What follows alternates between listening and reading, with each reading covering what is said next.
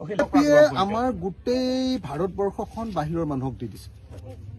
আপোনালোকে সকলোৱে জানে যে আগতে আমি বজাৰখন কৰিছিলোঁ ওচৰৰ দোকান এখনৰ পৰা, আজিকালি গোটেই বজাৰখন কৰি দিয়ে অনলাইনে।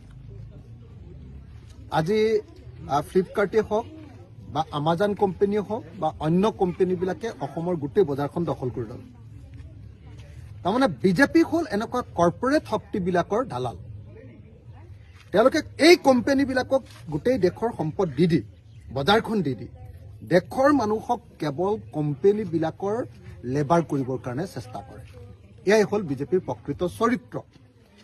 এতিয়া আমি দেখিবলৈ পাইছোঁ যে অসমীয়া মানুহৰ এটা অন্যতম প্ৰধান উৎসই হ'ল জীৱিকাৰ উৎস হ'ল গাহৰি।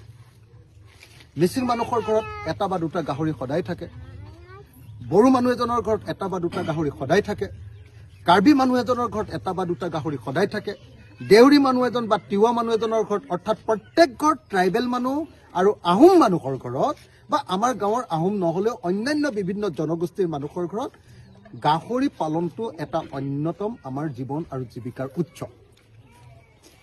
এতিয়া সেই গাহৰি পালন আকৌ আমাৰ অসমৰ ভিতৰতে আকৌ কিছুমান ল'ৰা ওলাইছে যি প্ৰফেচনেলি গাহৰি পালন কৰে। সেইবিলাকৰ ওপৰত মাধমাৰ দিবৰ কাৰণে আগতে পাঞ্জাৱৰ পৰা বা অন্য হাৰিয়ানাৰ পৰা গাহৰি আনি আছিলে। এইবাৰতো বিজেপিয়ে কমপ্লিটলি আপোনাৰ থাইলেণ্ডৰ পৰা গাহৰি ইয়াত পুহিবৰ কাৰণে কোম্পানী আনি আমাৰ সমগ্ৰ অসমীয়া সমাজখনৰ অৰ্থনৈতিক যিটো আধাৰ, সেই আধাৰটোক নাইকিয়া কৰি পেলাব গৈছে।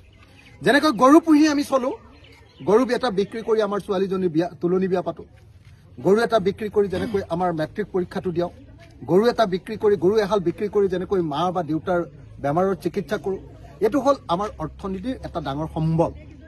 সেই সম্বলটোক এতিয়া আমাৰ হাতৰ পৰা কাঢ়ি লৈ গ'ল, গৰুটো বিক্ৰী কৰিব নোৱাৰা পৰিস্থিতি কৰি দিলে। এইবাৰ হিমন্ত বিশ্ব শৰ্মাই কি কৰিছে, আমাৰ খিলঞ্জীয়া মানুহৰ, আমাৰ মংগোলিয়ান মানুহৰ এটা জীৱন আৰু জীৱিকাৰ প্ৰধান উৎস গাহৰি পালন, এইটোৰ ওপৰত হাত দিছে আৰু আমাক তাৰ পৰাও বঞ্চিত কৰিব খুজিছে। গতিকে আমি বিজেপিক পৰাভূত কৰিব লাগে। গাহৰিৰ ওপৰত হাত দিলে যেতিয়া আৰু এই বিজেপিক আৰু ৰক্ষা নাই। গাহৰিৰ ওপৰত হাত দিলে মইতো কৈয়ে দিছিলোঁ আপোনালোকক, আমাৰ গাহৰিত হাত দিয়ক, তেতিয়া আৰু হিমন্তক এৰি দিয়া নহ'ব। গাহৰিত হাত দিছে যেতিয়া এৰি দিয়া নহ'ব। কোনো থাইলেণ্ডৰ গাহৰি ইয়াত পুহিবহি নালাগে। তো আমাৰ ইয়াৰ মানুহে গাহৰি পুহি ইয়াৰ পৰা ৰপ্তানি কৰক।